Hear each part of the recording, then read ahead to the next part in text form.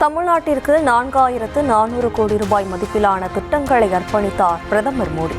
மதுரை விமான நிலைய வளாகத்தில் நடைபெற்ற நிகழ்ச்சியில் பங்கேற்று காணொலி வாயிலாக தொடக்கம்.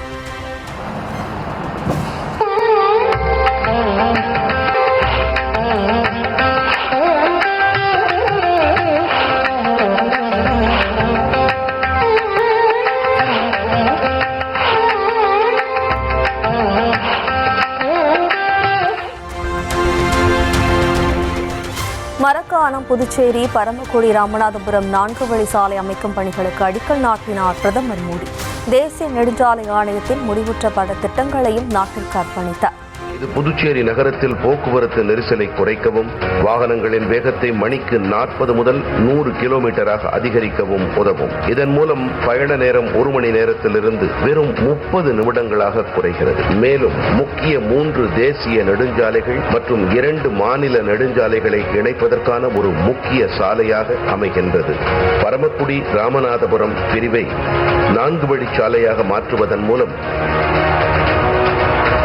மதுரை, ராமேஸ்வரம் மற்றும் தனுஷ்கோடி போன்ற புனித தலங்களுக்கு விரைவான பயணம் உறுதி செய்யும். தமிழ்நாட்டில் அம்ருத் பாரத் திட்டத்தின் கீழ் சீரமைக்கப்பட்ட 8 ரயில் நிலையங்களை திறந்து வைத்தார் பிரதமர் மோடி. சென்னை கடற்கரை எழும்பூர் இடையிலான 4வது ரயில் வழித்தடத்தையும் தொடங்கி வைத்தார். நிலையங்களுக்கான திறப்பு விழாவும் நடைபெறுகின்றது. இது உள்ளூர் போக்குவரத்தில் புரட்சியை ஏற்படுத்த உள்ளது. இந்த நிலையங்களை பாரம்பரியத்துடன் கூடிய நவீன வசதிகள் உள்ளடக்கிய துடிப்பான நகரங்களாக மாற்றுகின்றது. தேசத்திற்கு அர்ப்பணிக்கப்படும் திட்டம். சென்னை கடற்கரை மற்றும் சென்னை எழும்பூர் நிலையங்களுக்கு இடையே புதிய 4வது பாதை. இந்த புதிய பாதை சென்னையின் பொருளாதாரத்திற்கு இன்றியமையாத திட்டமாகும். மேலும் நெரிசலை குறைத்து நீண்ட தூர ரயில்கள் மற்றும் சரக்குகளின் தடையற்ற இயக்கம் உறுதி செய்யப்படும். இதன் மூலம் வளர்ச்சி மற்றும் மேம்பாட்டிற்கான புதிய வளர்ச்சியடைந்த தமிழ்நாட்டை உருவாக்கும் என பிரதமர் மோடி திட்டவட்டம். 2047 வளர்ந்த இந்தியா திட்டத்தில் தமிழ்நாடு முக்கிய பங்காற்றும் எனவும் ஆருடம். Our developed nation by 2047. Tamil Nadu will play a decisive role in shaping the nation's destiny. Our collective goal is a developed Tamil Nadu for developed India. The center remains fully committed to enabling inclusive development and the state's progress.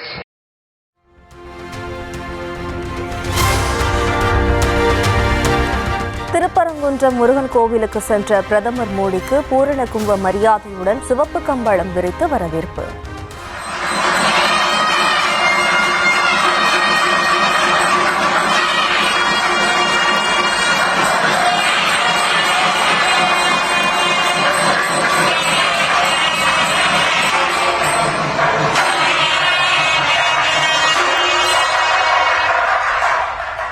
நெடுஞ்சான்கிடையா கோவிலின் தரையில் விழுந்து முருகனை மனமுருக வழிபாடு.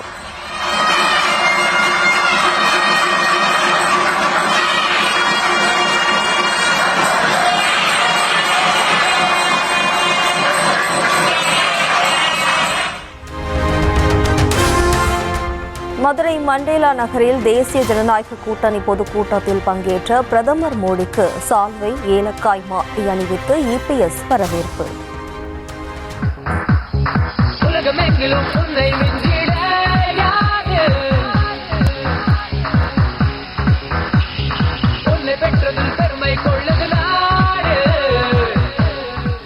Anbumani, TTV Dinakaran உள்ளிட்ட தேசிய ஜனநாயக கூட்டணி தலைவர்கள் நினைவு பரிசுகள் வழங்கி மரியாதை.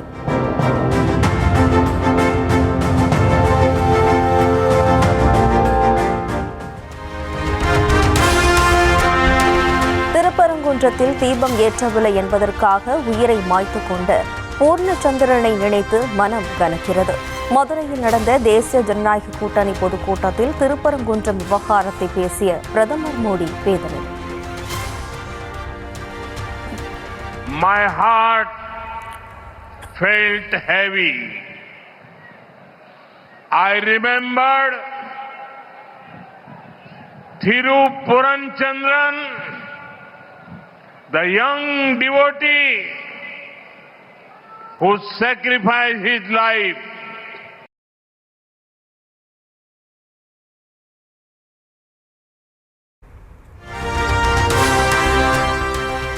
தமிழ்நாட்டில் அதிகரித்துள்ள போதைப்பொருள் மாஃபியாக்களால் குடும்பம் அழிவதாக பிரதமர் மோடி குற்றச்சாட்டு. தேசிய ஜனநாயக கூட்டணி அரசு அமைந்ததும் போதைப்பொருள் கும்பலும் மாஃபியா கும்பலும் சிறையில் அடைக்கப்படுவார்கள் என உறுதி.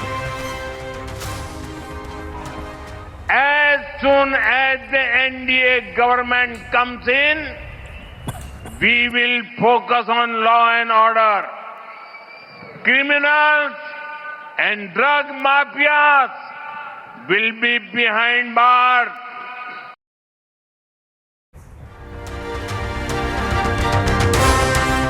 திமுகவின் சில்லறை அரசியலால் ஏழை மக்கள் அவதிப்படுவதாக பிரதமர் மோடி குற்றச்சாட்டு. திமுக அரசு இழுத்தடித்ததால் தமிழ்நாட்டில் 3 லட்சம் வீடுகள் இன்னும் கட்டி முடிக்கப்படாமலேயே இருப்பதாக புகார்.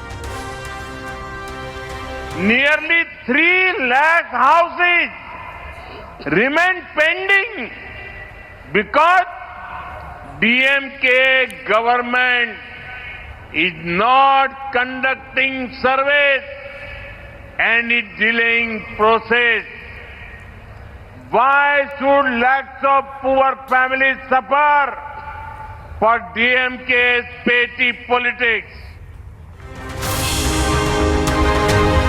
மத்தியில் 10 ஆண்டுகளாக ஆட்சியில் இருந்த காங்கிரசும் திமுகவும் செய்தது என்ன என பிரதமர் மோடி கேள்வி. தமிழ்நாட்டிற்கு ஒன்றுமே செய்யாமல் வாய்க்கிழிய பேசுவதாகவும் கூப்பாடு போடுவதாகவும் விமர்சனம். But when the Congress and DMK were in power together before 2014, they were asleep. These people who speak about Tamil Nadu's rights did nothing when they were in power at the center. When they could do something for the state, Congress, DMK did nothing. But today, they talk big.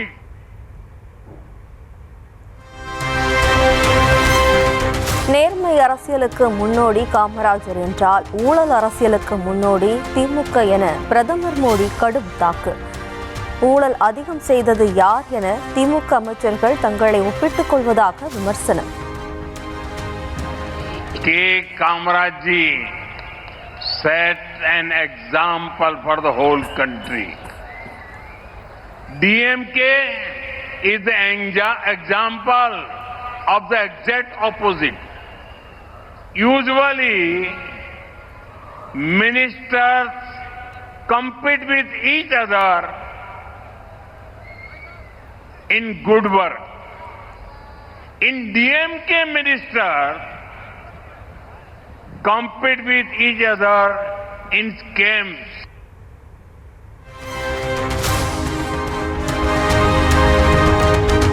Katchatheevu விவகாரத்தில் காங்கிரசும் திமுகவும் சேர்ந்து துரோகம் செய்ததாக பிரதமர் மோடி குற்றச்சாட்டு. கச்சத்தீவை தாரை பார்த்த காங்கிரஸை முதலில் வெளியேற்றியது தமிழ்நாடுதான் என பேச்சு. Tamil Nadu kept Congress out of power in the state for 60 years. 6 decades. You were the first state to become Congress Mukta.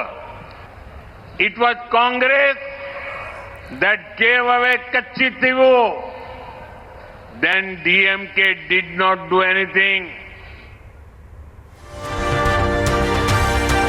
தமிழ்நாட்டில் மீண்டும் ஆட்சியை பிடிக்கலாம் என்ற திமுகவின் கனவு காணல் நீராகி போகும் என பிரதமர் மோடி விமர்சனம். மாற்றத்தை கொண்டுவரும் தேசிய ஜனநாயக கூட்டணி அரசு அமையும் என உறுதி.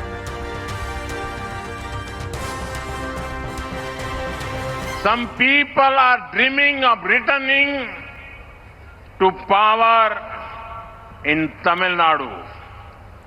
But when they see this massive NDA rally, their dreams will turn into nightmares. The people know that this election is a turning point for the state.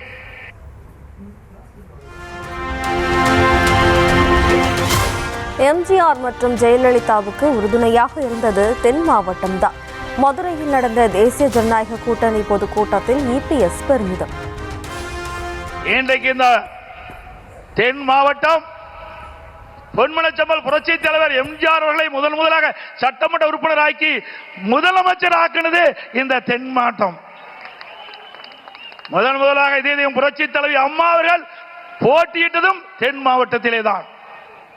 தென் மாவட்டத்தை பொறுத்த வரைக்கும் நம்முடைய இருபெரும் தலைவர்களுக்கு பக்கபலமாக இருக்கின்ற மக்கள் தென் மாவட்ட மக்கள். தமிழ்நாட்டிற்கு மத்திய பாஜக அரசு எதுவும் செய்யவில்லை என முதலமைச்சர் அவதூறு பரப்புவதாக இபிஎஸ் புகார். பல்லாயிரக்கணக்கான கோடி ரூபாய் நிதி ஒதுக்கியதாக விளக்கம். ஸ்டாலின் அடிக்கடி குறிப்பிடுகிறார், இன்றைக்கு மத்தியில் இருக்கின்ற ஆட்சியாளர்கள் தமிழ்நாட்டிற்கு எந்த வளர்ச்சியும் கிடைக்கவில்லை என்று ஒரு தவறான அவதூறான பிரச்சாரத்தை பரப்பி வருகிறார். நாம் சிந்தித்து பார்க்க வேண்டும். இன்றைக்கு மேடைக்கு வருவதற்கு முன்பு நம்முடைய பாரத பிரதமர் மாண்புமிகு நரேந்திர மோடி அவர்கள் 4400 கோடியை வளர்ச்சி திட்டங்களுக்காக கொடுத்துவிட்டு தான் இங்கே வந்து அமர்ந்திருக்கின்றார். ஒவ்வொரு முறையும் தமிழ்நாட்டுக்கு வருகின்ற பொழுது ஆயிரக்கணக்கான கோடியை ஒதுக்கி தமிழ்நாடுடைய வளர்ச்சிக்காக அவர் பாடுபட்டுக் கொண்டிருக்கின்றார்.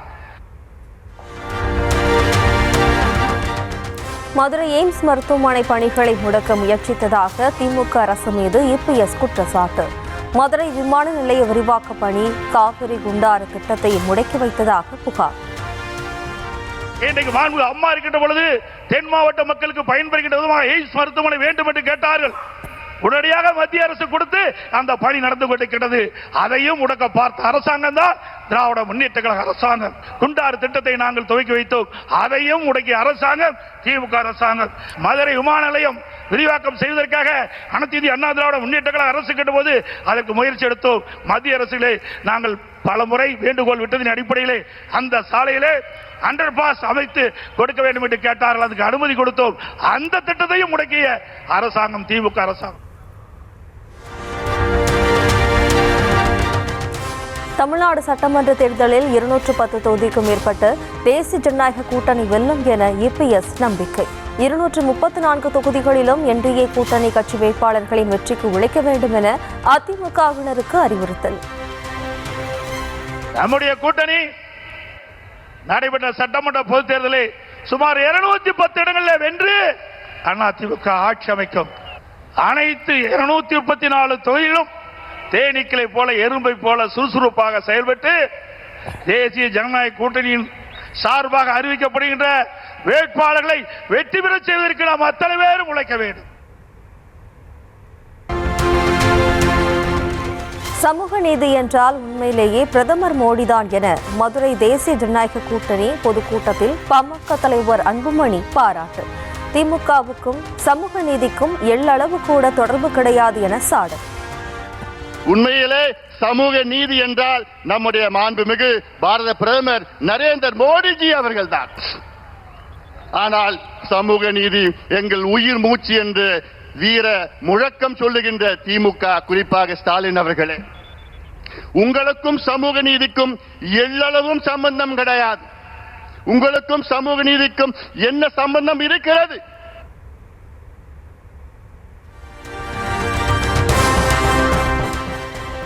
தமிழ்நாட்டிற்கு திட்டங்களை கொண்டு வராதவர்களின் நிர்வாகம் எதற்கு என அன்புமணி ஆவேச கேள்வி. மத்திய மாநில அரசுகளிடையே இணக்கம் ஏற்பட வேண்டும் என்றார். எடப்பாடி பழனிசாமியை முதலமைச்சராக்க வேண்டும் என பேச்சு. மத்தியிலும் மாநிலம் இணக்கமான ஒரு சூழலை உருவாக்க வேண்டும். அதற்கு நம்முடைய எடப்பாடி பழனிசாமி அவர்கள் தமிழ்நாட்டின் முதலமைச்சராக நீங்கள் கொண்டு வர வேண்டும்.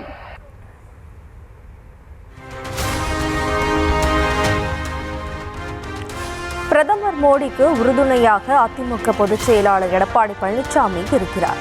மதுரை மண்டேலா நகரில் நடந்த தேசிய ஜனநாயக கூட்டணி பொதுக்கூட்டத்தில் அமமுக பொதுச் செயலாளர் டிடிவி தினகரன் பேச்சு. தேர்தல் வாக்குறுதிகளை எல்லாம் நிறைவேற்றாத இந்த இருண்ட திமுக ஆட்சியை வீழ்த்துவதற்கு மாண்புமிகு பிரதமர் அவர்களுக்கு உறுதுணையாக நமது அனைத்து இந்திய அண்ணா திராவிட முன்னேற்ற கழகத்தின் பொதுச் செயலாளரும் எதிர்க்கட்சி தலைவருமாகிய மாண்புமிகு அண்ணன் இபிஎஸ் அவர்களும் இங்கே அவருக்கு கரம் கோர்த்து இந்த மக்கள் விரோத திமுக ஆட்சியை வீழ்த்துவதற்காக 1500 ஆண்டுகளுக்கு முன்பு மீண்டும் இங்கே சரித்திரம் திரும்பி இருக்கிறது என்பதை இந்த நேரத்திலே நிறைவு கூற கடமைப்பட்டிருக்கின்றேன். 2026 சட்டமன்ற தேர்தலில் தர்மம் வெல்ல வேண்டும் என்பதற்காகவே தேசிய ஜனநாயக கூட்டணி உள்ளது. மதுரை தேசிய ஜனநாயக கூட்டணி பொதுக்கூட்டத்தில் பாஜக மாநில தலைவர் நயினார் நாகேந்திரன் பேச்சு. தேர்தல் இதில் தர்மம் வெல்ல வேண்டும், அதற்காக ஒருங்கிணைந்த கூட்டம்தான் இந்த தேசிய ஜனநாயக கூட்டணி என்பதை இந்த நேரத்திலே நான் பணிவோடு தெரிவித்துக் கொண்டு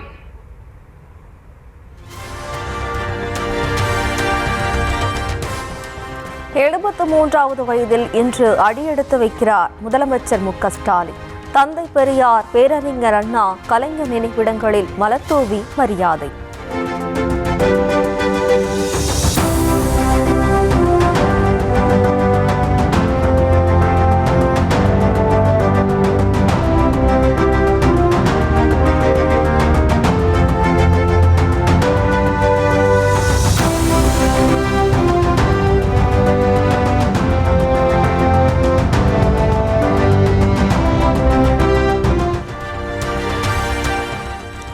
தமிழ் இனத்தின் லட்சிய பயணத்தில் நம் கால்கள் பாதை மாறக்கூடாது, நம் தலை யாரிடமும் எதற்காகவும் தாழக்கூடாது. தமிழும் தமிழ்நாடும் தலைநிமிர்ந்த வரலாற்றில் சிறு தொண்டனாய் பெருந்தொண்டாற்றிடவே நினைக்கிறேன் என்றும் முதலமைச்சர் மு க ஸ்டாலின் பிறந்தநாள் உறுதிமொழி. முதலமைச்சர் மு க ஸ்டாலினுக்கு பிரதமர் மோடி தொலைபேசியில் பிறந்தநாள் வாழ்த்து. நல்ல உடல்நலத்துடன் நீண்ட நாள் வாழ விளைவதாக வாழ்த்து பதிவு.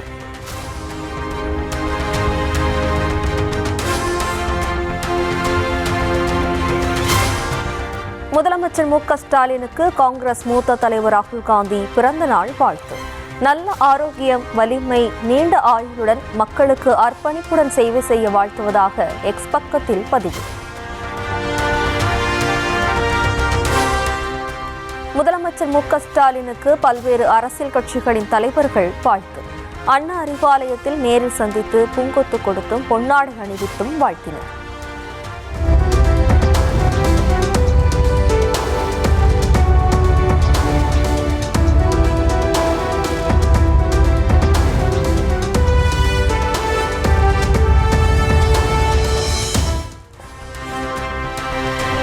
எதிர்வரும் சட்டமன்ற தேர்தலில் 25 தொகுதிகளை ஒதுக்க திமுக முன்வந்துள்ளதாக காங்கிரஸ் மேலிட பொறுப்பாளர் கிரிஷ் ஜோடங்கர் பேட்டி. தொகுதிகளின் எண்ணிக்கை போதுமானதாக இல்லை என்பதால் தொடர்ந்து பேச்சுவார்த்தை நடத்தி வருவதாகவும் விளக்கம்.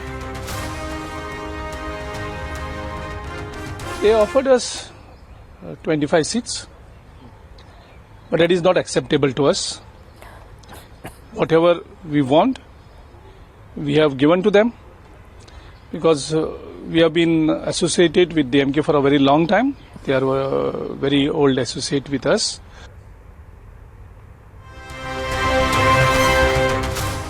பொதுத் தேர்வு எழுதவுள்ள 10 மற்றும் 12ஆம் வகுப்பு மாணவர்களுக்கு முதலமைச்சர் மு க ஸ்டாலின் வாழ்த்து. பதற்றமின்றி தேர்வை எதிர்கொண்டு வெற்றி பெறுங்கள் என எக்ஸ் பக்கத்தில் பதிவு.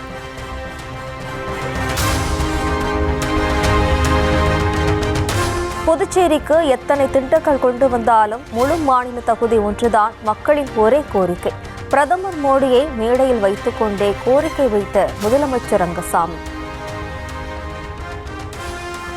புதுச்சேரி மாநில வளர்ச்சியில் நம்முடைய அரசானது மிகுந்த அக்கறை கொண்டு எல்லா திட்டங்களையும் சிறந்த முறையில் செயலாற்றி வருகின்றது. அதற்கு எப்பொழுதும் நம்முடைய மத்திய அரசு, நம்முடைய மாண்பு பாரத பிரதமர் உறுதுணையாக இருந்து கொண்டிருக்கின்றார்கள் என்பது எந்தவித ஐயமும் இல்லை. இருந்தாலும் எங்களிடம் ஒரு சிறிய கோரிக்கை உண்டு, சிறிய ஒரு வலி உண்டு, வருத்தம் உண்டு. எத்தனை திட்டங்களை கொண்டு வந்து இங்கே செயலாற்றினாலும் ஒரு மாநில அந்தஸ்து, ஒரு தனி அதிகாரம் தேர்ந்தெடுக்கப்பட்ட அரசுக்கு இருக்க வேண்டும் என்பது எங்களுடைய கோரிக்கையாகும்.